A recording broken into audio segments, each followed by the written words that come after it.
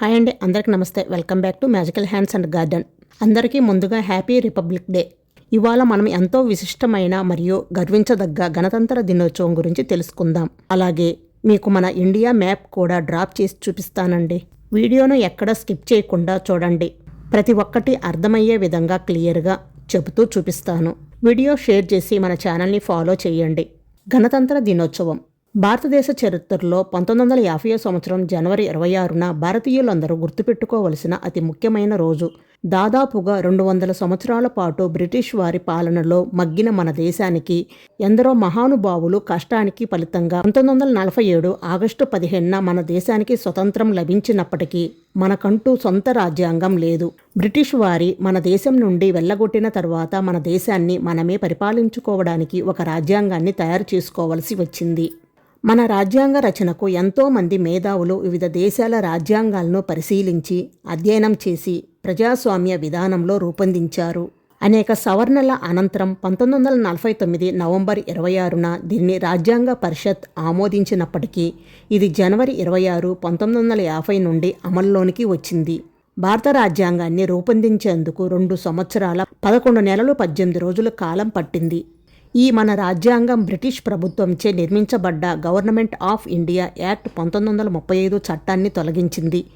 ఈ విధంగా 1950 జనవరి 26 రోజున భారత ప్రజలందరూ సంపూర్ణ స్వేచ్ఛ, సమానత్వం, లౌకికత్వం, న్యాయాన్ని పూర్తి స్థాయిలో ఒక హక్కుగా పొందడం జరిగింది.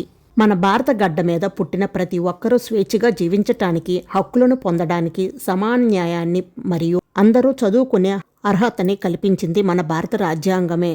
అంతటి గొప్ప రాజ్యాంగం అమల్లోకి వచ్చిన 1950 జనవరి 26ను భారత గణతంత్ర దినోత్సవంగా జరుపుకుంటాము. గణతంత్ర దినోత్సవాన్ని దేశవ్యాప్తంగా ప్రభుత్వం, ప్రజలు ఘనంగా నిర్వహిస్తారు. మన దేశ రాజధాని అయిన న్యూఢిల్లీలో జెండా ఎగరవేసి ప్రసంగిస్తారు. మరియు విశాలమైన గ్రౌండ్లో దేశంలోని ఎన్నెన్నో రాష్ట్రాలను, ప్రభుత్వ శాఖలను ప్రతిబింబించేందుకు వీలుగా వివిధ రాష్ట్రాల చిహ్నాలతో పేరేడ్లు జరుపుతారు. 1947 ఆగస్టు 15న మన దేశానికి స్వతంత్రం లభించినప్పటికీ మనకు సంపూర్ణ స్వేచ్ఛ, సమాన హక్కులు, అర్హతలు లభించిన మాత్రం 1950 జనవరి 26నే. ఆ రోజునే మనం గణతంత్ర దినోత్సవంగా ప్రతి ఏటా ఎంతో ఘనంగా జరుపుకుంటాము. ఇదేనండి మన గణతంత్ర దినోత్సవం థియరీ. జై హింద్.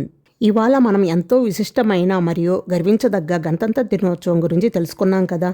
ఇదేనండి మన గణతంత్ర దినోత్సవం థియరీ. ఇప్పుడు అలాగే మీకు మన ఇండియా మ్యాప్ కూడా క్రాఫ్ట్ చేసి చూపిస్తానండి. ఏమీ లేదండి, చాలా సింపుల్, ఈజీగా అయిపోయే క్రాఫ్ట్ అయితే చేసి చూపిస్తాను. పిల్లల ప్రాజెక్టు వరకు ఈ వీడియో హెల్ప్ అవుతుందని చేస్తున్నానండి. మీకు ఈ ఇండియా మ్యాప్ తయారు చేసుకోవడానికి మీకు కావలసినవి అట్ట ముక్కలు, 3 రంగుల కలర్స్ పేపర్స్ ఉంటే చాలు. మనం ఇండియా మ్యాప్ని రెడీ చేసుకోవచ్చు. చాలా ఈజీగా చేసేసుకోవచ్చు. నాకు ఈ ఇండియా మ్యాప్ చేసే టైం ఎంత పట్టింది అంటే 1 అవర్లో కంప్లీట్ అయిపోయిందండి. నేను అనుకున్న దానికంటే కూడా చాలా బాగా వచ్చింది. మా సార్ కూడా చూసి చాలా బాగా చేశారు అన్నారు. నాకు చాలా హ్యాపీగా అనిపించిందండి. ఫస్ట్ ఇండియా మ్యాప్ తయారు చేసుకోవడానికి ఒక అట్ట ముక్కని తీసుకొని దాని మీద ఇండియా మ్యాప్ వచ్చేలా పెన్సిల్తో లైట్గా డ్రా చేసుకోవాలి. తర్వాత దాని మీదనే కొంచెం థిక్గా ఉండే విధంగా ఇండియా మ్యాప్ని డ్రా చేసుకోవాలి. అప్పుడు ఇండియా మ్యాప్ కరెక్ట్గా వస్తుంది అని ఒకసారి చెక్ చేసుకొని దానిని నీట్గా కట్ చేసుకోవాలి. చూసారా, ఇలా నీట్గా ఇండియా మ్యాప్ని కట్ చేసుకున్న తర్వాత నెక్స్ట్ వచ్చేసి దీనికి గమ్ అప్లై చేసుకొని ఒక వేలితో మొత్తం స్ప్రెడ్ చేసుకోవాలి.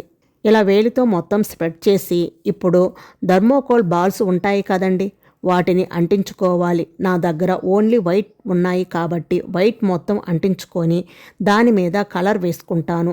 అలా అయినా అంటించుకొని కలర్ వేసుకోవచ్చు. లేదు ఇండియా మ్యాప్ కలర్స్ ఉంటే అవేనా ఆ కలర్స్ వైజ్గా మీరు అంటించుకోవచ్చు. నేనైతే ఇలా నీట్గా గమ్ అప్లై చేస్తూ అంటించుకున్నానండి.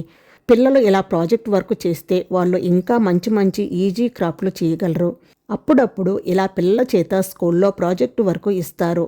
వాళ్ళకి మంచి హెల్ప్ అవుతుంది. వాళ్ళకు నచ్చినవి చేస్తారు. ఈసారి ఇలా ఈజీగా అయిపోయే ఇండియా మ్యాప్ని ట్రై చేయమని చెప్పండి. వాళ్ళకు కూడా ఇంట్రెస్ట్ వస్తుంది. చూశారు కదా, మొత్తం అయితే ఈ బాల్స్ని అంటించేసుకున్నాను. ఇప్పుడు దీనికి కలర్స్ వేసుకుందాం. మీరు కలర్స్ వేసే ముందు ఇలా అంటించిన తర్వాత ఒక 10 నిమిషాలు ఆరనివ్వండి. అవి చక్కగా డ్రై అయిపోతాయి. తర్వాత కలర్స్ వేసుకుంటే నీట్గా ఉంటుంది. ఫస్ట్ కలర్ వచ్చేసి ఆరెంజ్ కలర్ అంటే కాషాయం కలర్ వేసుకోవాలి. కాషాయం అంటే ధైర్యం, సాహసం, దేశభక్తి చిహ్నం అన్నమాట. నెక్స్ట్ వచ్చేసి వైట్ కలర్ కాబట్టి ఆల్రెడీ వైట్ ఉంది కాబట్టి తెలుపు అంటే శాంతి సత్యానికి చిహ్నం అన్నమాట. నెక్స్ట్ మూడవ కలర్ ఏమిటంటే గ్రీన్ కలర్ వేసుకోవాలి. ఆకుపచ్చ అంటే విశ్వాసం, పరాక్రమం, నమ్మకానికి చిహ్నం అన్నమాట. ఇప్పుడు దీనిని 10 నిమిషాలు ఆరనివ్వండి. ఈలోపు మనం ఒక రూపాయి బిల్లంతా రౌండ్ షేప్ని కట్ చేసుకొని దాని మీద బ్లూ కలర్ పెన్తో లైన్స్ డ్రా చేసుకోవాలి. ఎన్ని లైన్స్ డ్రా చేయాలి అంటే ఇది ఇండియా మ్యాప్ మధ్యలో ఉండే ధర్మచక్రం అన్నమాట. ఇది భారతదేశ ప్రాచీన సంస్కృతికి చిహ్నం. ఈ ధర్మచక్రంలో 24 గీతలు ఉంటాయి. ఈ 24 గీతలు 24 గంటలకు ధర్మానికి, న్యాయానికి, క్రమశిక్షణకు సంకేతం అన్నమాట. ఈ భారతదేశ పతాకం ఎవరు రూపొందించారు అంటే పింగళి వెంకయ్య భారత జెండాను రూపొందించారు. ఇలా డ్రా చేసిన తర్వాత వెనుకకు తిప్పి గమ్ అప్లై చేసి ఈ వైట్ కలర్ ఉంది కదా దాని మీద నీట్గా అంటించండి. చూశారు కదా, మన ఇండియా మ్యాప్ రెడీ అయిపోయింది. ఇప్పుడు దీనిని బ్యాకుకు తిప్పి అంటే వెనుకకు తిప్పి ఈ స్టిక్ని అంటించాలి. ఎందుకంటే దానిని నిలబెట్టుకోవాలి సపోర్ట్ కోసం. ఇలా గమ్ అప్లై చేసుకొని ఈ విధంగా అంటించుకోవాలి. చూశారు కదా, చక్కగా స్టిక్ అయిపోయింది. ఇప్పుడు దీనిని పక్కన పెట్టేసుకొని నెక్స్ట్ వచ్చేసి ఇలా కొన్ని పుల్లలు తీసుకోవాలి. అంటే 9 స్టిక్స్ తీసుకొని వాటికి ఈ ఫ్లాగ్ కలర్స్ వేసుకోవాలి. ఇక్కడ నేను ఇలా పేపర్ని అంటించుకుంటున్నాను. ఈ 3 కలర్స్ అంటే కలర్స్ నేషనల్ ఫ్లాగ్ కలర్స్ అంటిస్తున్నాను. మీరు కలర్స్ అయినా వేసుకోవచ్చు. ఇలా గమ్ అప్లై చేసి అంటించండి. చూశారు కదా, ఇలా నీట్గా 3 కలర్స్ అంటించుకున్న తర్వాత ఇదే విధంగా మిగతావి కూడా అంటించుకోవాలి. చూశారు కదా, మనకి స్టిక్స్ కూడా రెడీ అయిపోయాయి. ఇప్పుడు వీటిని పక్కన పెట్టేసుకొని ఇప్పుడు ఇండియా మ్యాప్ పెట్టడం కోసం బేస్ని అయితే ప్రిపేర్ చేసుకుందాం.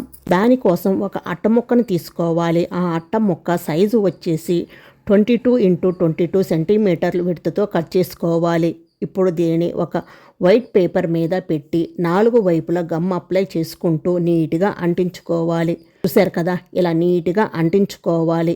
ఇలా అంటించుకున్న దానిని పక్కన పెట్టేసుకొని నెక్స్ట్ వచ్చేసి మరొక అట్ట ముక్కను తీసుకొని దాని సైజు వచ్చేసి 18 నుంచి 20 లోపు ఉన్న అట్ట ముక్కను తీసుకోవచ్చు.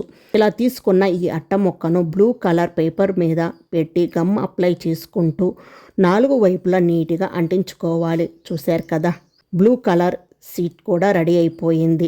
ఇప్పుడు దీనిని కూడా పక్కన పెట్టేసుకొని నెక్స్ట్ వచ్చేసి మరొక 3 అట్ట ముక్కలు అయితే తీసుకోవాలి.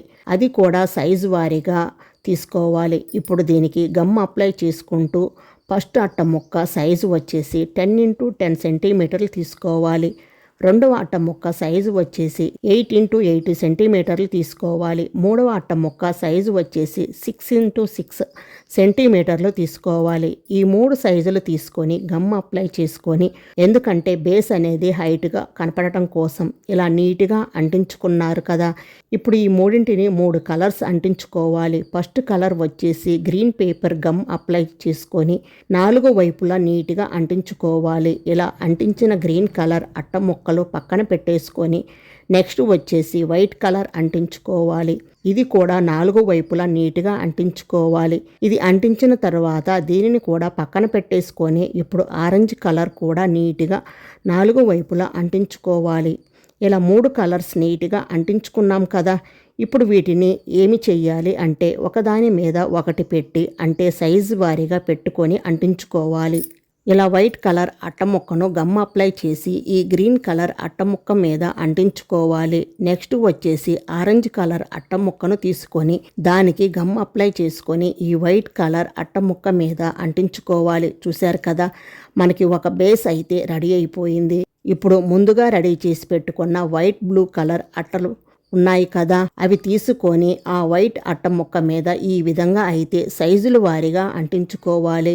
ఇప్పుడు బ్లూ కలర్ అట్ట ముక్క మీద ఇలా 4 వైపులకు గమ్ అప్లై చేసుకొని అది తీసుకొని దీని మీద అంటించుకోవాలి. నెక్స్ట్ వచ్చేసి దీని మీద ముందుగా మనం 3 కలర్స్ అంటించాము కదా, అవి తీసుకువచ్చి ఈ బ్లూ కలర్ అట్ట ముక్క మీద అంటించండి. చూశారు కదా, మనకి బేస్ కూడా రెడీ అయిపోయింది. ఇప్పుడు ముందుగా రెడీ చేసుకున్న స్టిక్స్ ఉన్నాయి కదా, అవి తీసుకొని ఈ బేస్ ఉంది కదా దాని మీద ఈ విధంగా వీడియో క్లిప్లో చూపించిన విధంగా అయితే నీట్గా అంటించుకోవాలి. ఇలా గమ్ అప్లై చేసుకొని ఒకవైపు 3 స్టిక్స్ అంటించుకోవాలి. ఇలా ఒకవైపు అంటించిన తర్వాత రెండవ వైపు 2 స్టిక్స్ అంటించుకోవాలి. మూడవ వైపు కూడా 2 స్టిక్స్ అంటించుకోవాలి. నాలుగో వైపు కూడా 2 స్టిక్స్ అంటించుకోవాలి. ఇలా 4 వైపులా స్టిక్స్ నీట్గా అంటించుకున్న తర్వాత దీనికి చైన్ వేసుకోవాలి కదా. నేను నా దగ్గర ఉన్న వైట్ పూసల దండ అయితే ఈ విధంగా చైన్ లాగా డిజైన్ చేసుకుంటున్నాను. మీరు మీ దగ్గర ఏది ఉంటే అవి వేసుకోవచ్చు. గోల్డ్ కలర్ పూసలు ఉన్న అవైనా వేసుకోవచ్చు. ఇలా ఒక్కొక్క స్టిక్స్కి గమ్ అప్లై చేసుకుంటూ ఈ గొలుసును నీట్గా స్టిక్ చేసుకోవాలి. 4 వైపులు ఈ గొలుసును అయితే అంటించుకోవాలి. ఇక్కడ ఫ్రంట్ మాత్రం ఈ విధంగా అటు ఇటు దారిలాగా గొలుసును అంటించుకోవాలి. చూశారు కదా ఎంత నీట్గా వచ్చిందో కదా. స్టాండ్ అయితే రెడీ అయిపోయింది.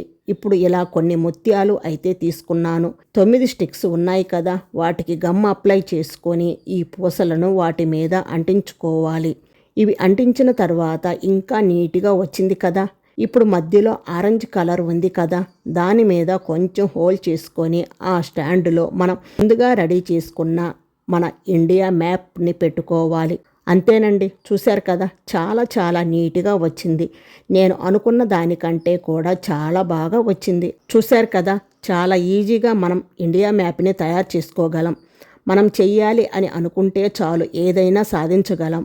అలాగే పిల్లలకి ప్రాజెక్ట్ వర్క్ ఇచ్చినప్పుడు అప్పుడప్పుడు మన ఇండియాకి సంబంధించినవి ప్రాజెక్ట్ వర్క్ ఇలా చేయమని చెప్పండి. వాళ్ళలో కూడా దేశం కోసం ఏదైనా చెయ్యాలి అనే ఇంట్రెస్ట్ వస్తుంది. అంతేనండి, చూశారు కదా ఇండియా మ్యాప్ అయితే రెడీ అయిపోయింది. మరొకసారి అందరికీ హ్యాపీ రిపబ్లిక్ డే. అందరికీ హ్యాపీ రిపబ్లిక్ డే.